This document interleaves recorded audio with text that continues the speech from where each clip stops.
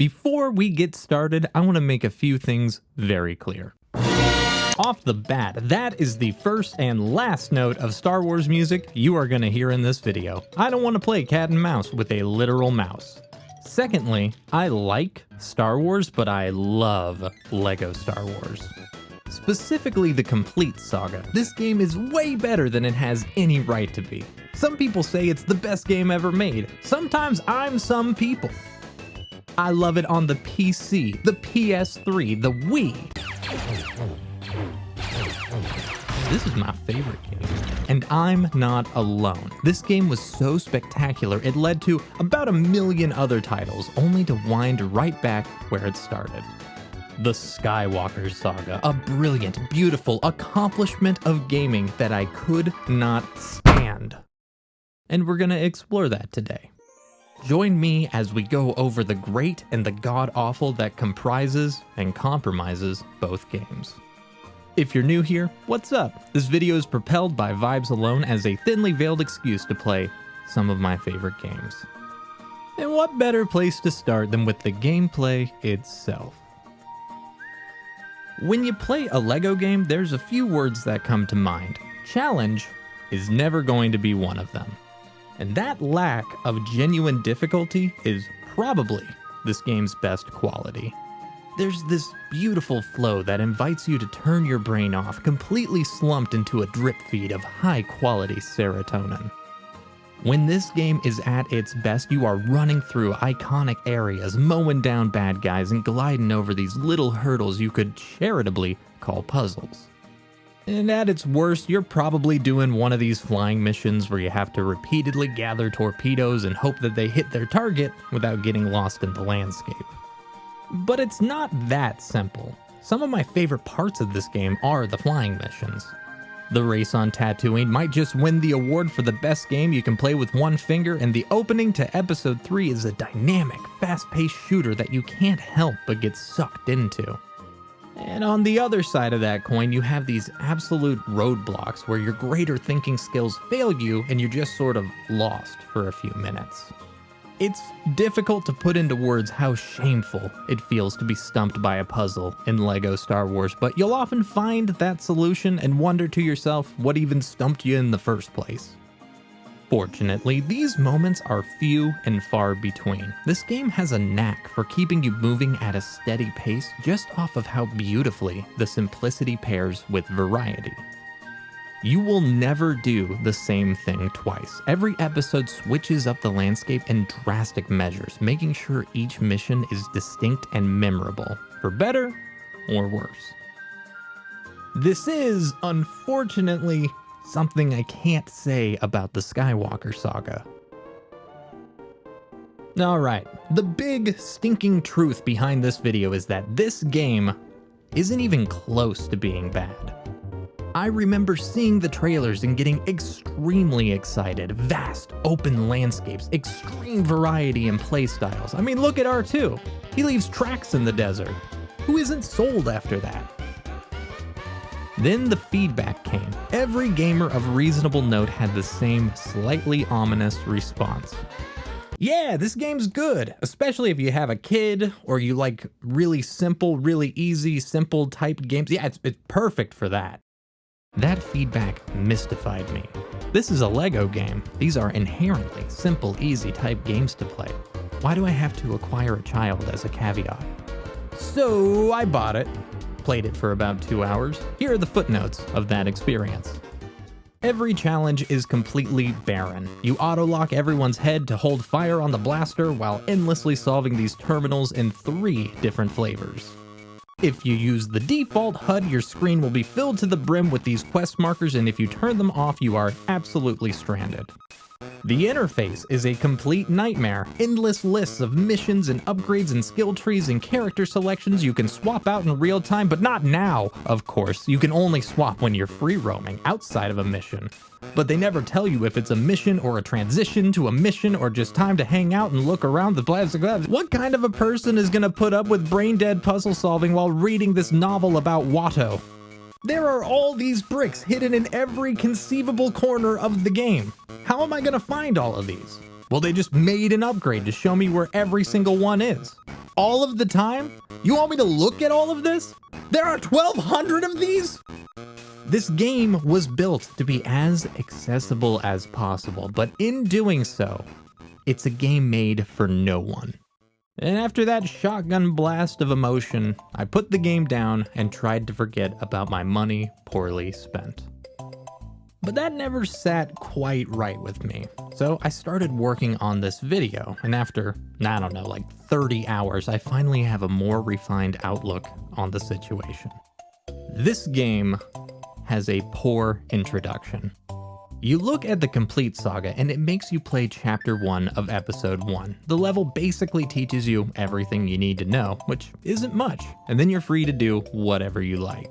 Skywalker Saga has way more it wants to get across to you. Like a toddler coming back from a water park, it just kind of word vomits entire systems and ideas without fully elaborating what matters and why you should care. And this is a genuine shame. After a little familiarity, the game is extremely fun, but only on its terms. Let's unpack that. So before, all we really did was transition from combat to puzzles with a sprinkle of vehicular manslaughter to spice up the stew. The Skywalker Saga isn't a series of levels you glide through like a roller coaster, it's an entire Star Wars ecosystem that you become a massive part of. They splay out levels from the chunks we saw in the movies while adding all the additional world-building elements, getting to explore the galaxy in any ship you prefer, completely open landscapes begging you to see every detail in any corner. A compendium of all the lore you could ever want, none of which is ever forced on you. This game is as simple or as deep as you choose. Either way, you're gonna have dozens of hours of content at your disposal just begging for you to play it. So like before, let's talk about the over and under. At its best, this game is Mario Odyssey. Hear me out. You've got thousands of collectibles, blocks, characters, ships, data cards, all hidden to varying degrees. So like Odyssey, you're just enjoying the landscape, seeing tiny challenges to take on, and swapping between any conceivable character that you can come up with. There were multiple hours where I was completely lost in this loop, just a slow drip of dopamine that felt perfectly paced and left me in this happy, relaxed mood that I hope to spend as much time in as I can. At its worst, this game is seriously wasting your time. I cannot tell you how many sections are just wandering. Like here, you show up to Oto Gunga, quest mark needs me to go all the way to the back, talk to some guy, and then walk all the way back to where we started. And this is just before getting to Theed, where you also just walk around. Of course, this makes sense. I'm not supposed to be hitting these 360s around NPCs. I'm supposed to be looking for clues, treasures, trinkets, you know. But you can do both. You've done both. You can be in exciting set pieces for combat and traversal with additional sights and sounds for the advantageous explorer. It's the basis of the whole series.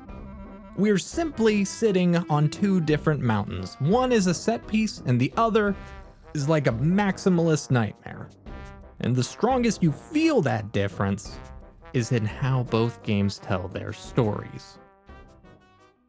I won't be talking about narrative in the traditional way because it is simply the story of Star Wars, films that range from exceptional to acceptable.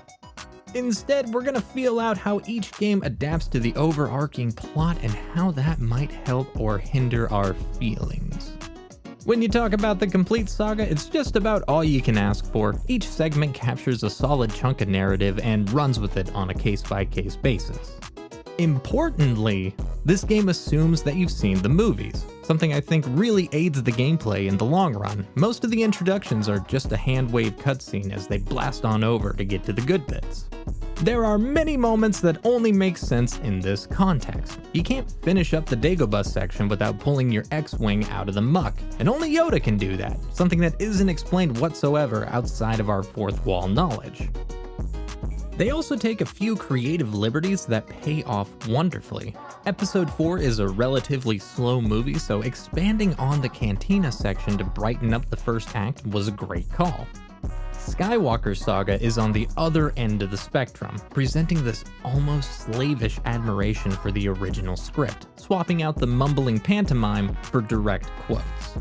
This isn't inherently negative. You run into far less dissonance as far as progression by means of hand-holding the player like some kind of toddler made out of helium.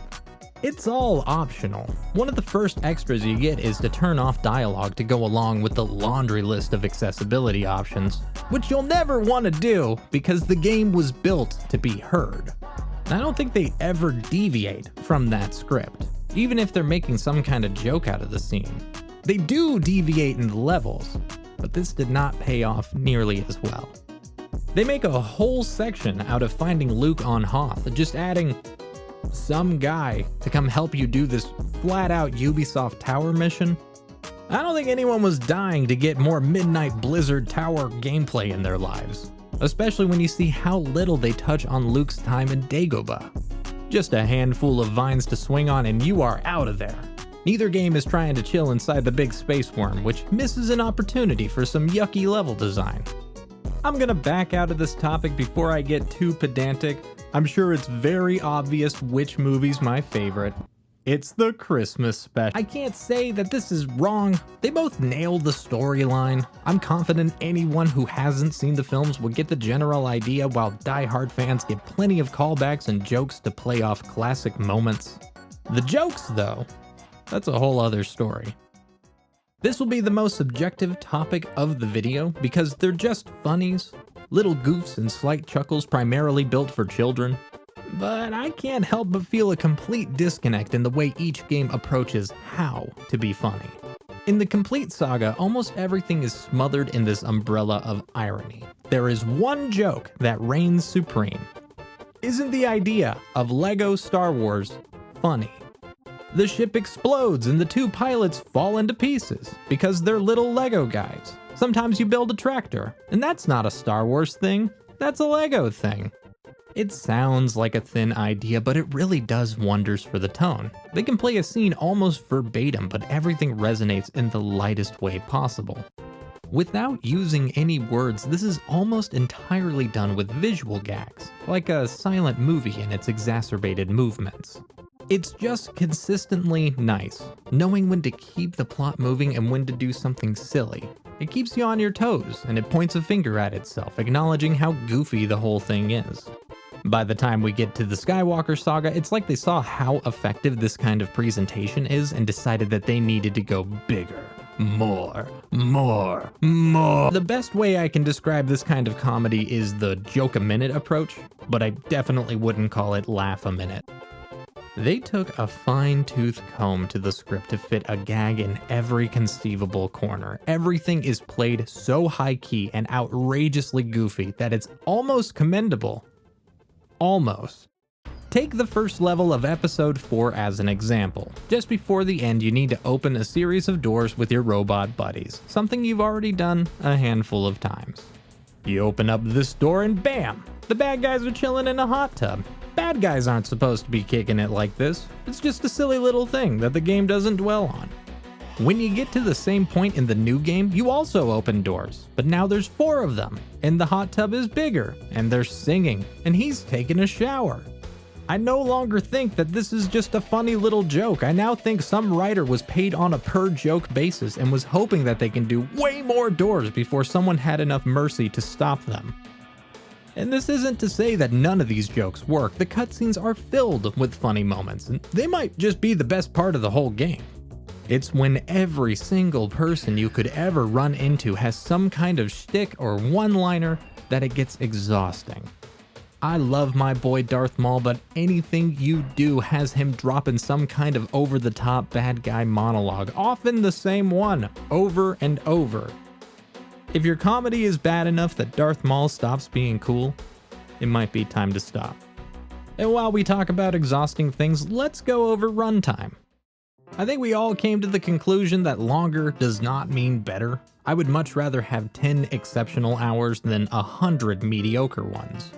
Luckily, neither of these games have that issue. Maybe 20 hours for this and 30 for that. Unluckily, they do have one similar issue. The prequels are surprisingly perfectly paced. Like across the board, you never want any more time anywhere in particular, and you chop up Anakin just before you start checking your clock.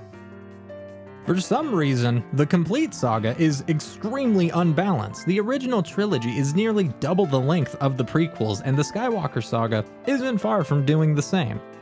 There wouldn't be anything wrong with that if they didn't fill this added time with just dawdling, diddly-daddling around trying to find the next part of the action or puzzle to pull you through.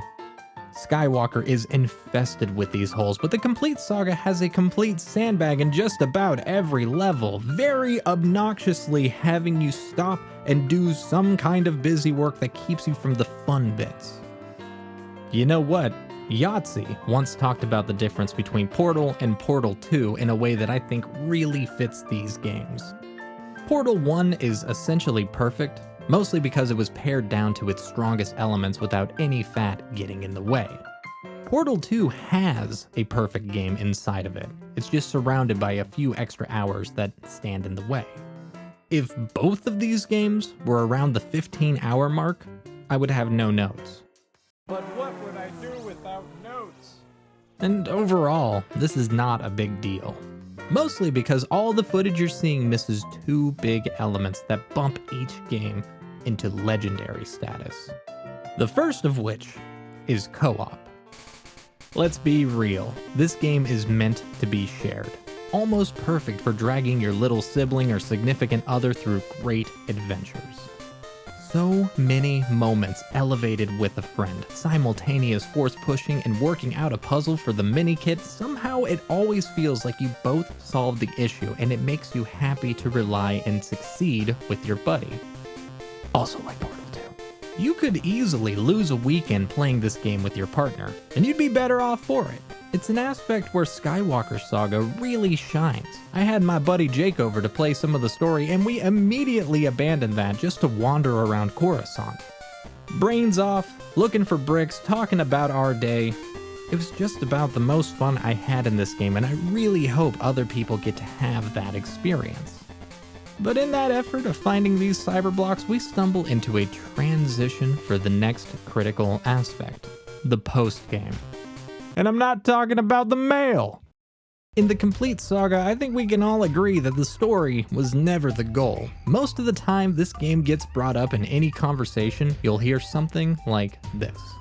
Oh yeah, Lego Star Wars, I 100%ed that game back in the day. First of all, anyone who says that cheated. Never trust a fake gamer. Secondly, I know exactly why this game is so tantalizing to conquer. From the very first minute, this title tells you how deep the rabbit hole goes. Through the story, you'll occasionally find these little bits and doodads, always counting up to 10. Once you actually finish that level, you'll find out why. This game is stacked. 10 mini-kits lie dormant in every level. Most of the time, you can't catch them all in the first run-through, leading you to play it again in free play. And this right here is where the gloves come off. Free play lets you pick any character you own while grabbing 12 other dudes to run it back. No longer are you tied to the spirit swap from one other NPC, freely able to swap between your roster to tackle any problem lying in your way. And you'll need it. Only bounty hunters can detonate chrome. Only bad guys can do bad force. It makes for a secondary playthrough that completely busts open the gates of each level, letting you see all the things hidden in plain sight. The super keen will also find the red bricks. In the LEGO Star Wars universe, these are as primo as it gets. Each one represents a different cheat code, from the super silly to the seriously essential. Pro tip to anybody who wants to play this game in the future, try to get the stud magnet, fast build, and fast force as soon as you can. I plugged in a code before I started this playthrough, mostly because I value your time, and you should too. Like and subscribe. The best cheats are the stud multipliers, 2 to 10 in even numbers all multiplied against each other. A full playthrough had me at about 1.5 million studs, and once I turned on all the dials, I saw these millions popping off, and it was like that one song that everybody loves. Yeah, that one. Don't cheat these ones, by the way. The third collectible is getting enough studs in any level to get the true Jedi rank, which is just about the only challenge you can muster from your playtime. I don't value your time that much. You know what? Skywalker really nails this as well. Maybe a little on the nose by adding the whole skill tree, but I could easily see myself shooting for a platinum on a boring weekend. And it's that kind of laid-back understanding that wraps up the whole point of this video.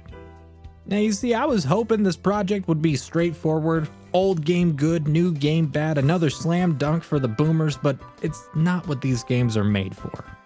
I mean, just look at Star Wars on its own. You can find these endless arguments going over every minute detail and inconsistency, but at the end of the day, these are big, stupid space operas, only built to be enjoyed by just about anyone who sees them.